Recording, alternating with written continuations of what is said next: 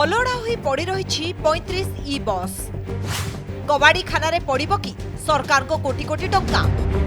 देखंतु ए दृश्य को पुरी समंग बस स्टैंड रे छिड़ा होईछि 35 टी ई बस। दाम कोटी कोटी टंकारु कम हेबनी, किंतु दिने कि दुई दिन नुहे बरं मास मास धरी एई पार्किंग स्थलरु इंचे भी हलिनी एई दामिकिया बस। परिक्रमा प्रकल्प बेले किणा जाइथिबा एई बस रो भाग्य और भविष्यत कौन हेबो ताहा एबे सबुठु बड़ प्रश्नवाची। सरकार पूर्व सरकार निष्पत्ति कि नथिला फाइल तले लुचिगला, किंतु ए सरकार आसिबार 2 मास होला परे यदि से सरकारी बस गुड़िक कार्यकारी होनी तो कोठी ना कोठी देखा जाउची जे जेहेतु विगत सरकार रे काम गुड़ाक होइतिला तो आकु आम चलेवा पूर्व अंत से फाइल टाक उन्मोचन करेंगे तापर देखिए तापर चलेबे तो तापर चलेला बेलू से खत हो जाइए से बस गुड़ाक खत खाई गलानी कोटी कोटी टका गला कार यही राज्य सरकार तो यही ओडिशा लोकंकर तो किंतु तापेगा दायित्व नवा कहीं ना।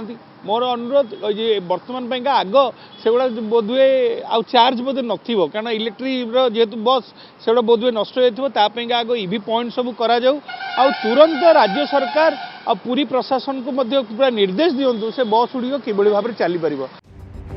श्रीमंदिररू भक्तों सहज और सुविधा यात्रा पाई परिक्रमा प्रकल्प समय आसीथिला 35 टी ई बस।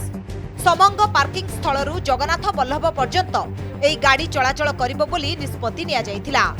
संपूर्ण अत्याधुनिक ज्ञान कौशल निर्मित एई ई बस एबे भांगी रुचि गलानी। 6 मास हेब भक्तों यातायात रे एहा लागि नथिबा बेले अचल होई पड़ी रहिछि।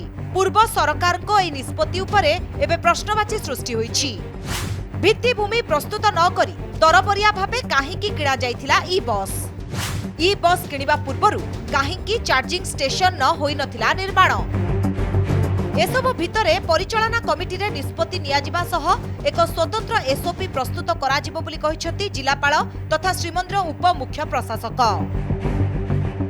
हमर बस किछि डेलीवर हेछि डेफिनेटली तार चार्जिंग स्टेशन मध्य डेवलप करा जाउछि ओबीसीसी माध्यम रे एवं यथाशीघ्र से कार्य मध्य सरिबो एंड ता भितर हमर मंदिर प्रशासन तरफ बस टी चला जिवो किंबा केमते माने को मोड रे से चला जिवो ता ऊपर भी आलोचना होछि। जेहेतु परिक्रमार कंप्लीट हेइ नथला ता पूर्वरु सेडा बडा कणाकी रखाइतला से विषय तो जहा समान डिसीजन नैथबा एठी से हमर एमसी रे किंबा ए जो मंदिर परिचालना कमिटी रे एवं सब कमिटी एगुड़ाक से विषय किसी आलोचना है से खाली कही बस गुड़िक अणाजी आणिक एगुड़ाक विनियोग व्यवहार उपयोगी करा 6 मास हेबा अचल होई पड़ी रहितबा एई ई बस केबे रास्ता रे गड़िबो एवं केबे भक्त यातायातर सुविधा पाइबे ता उपरे समस्तक नजर। पुरीरू कैमरा पर्सन सुकांतक सह सीमांचल पाढ़ी रिपोर्ट कनक न्यूज।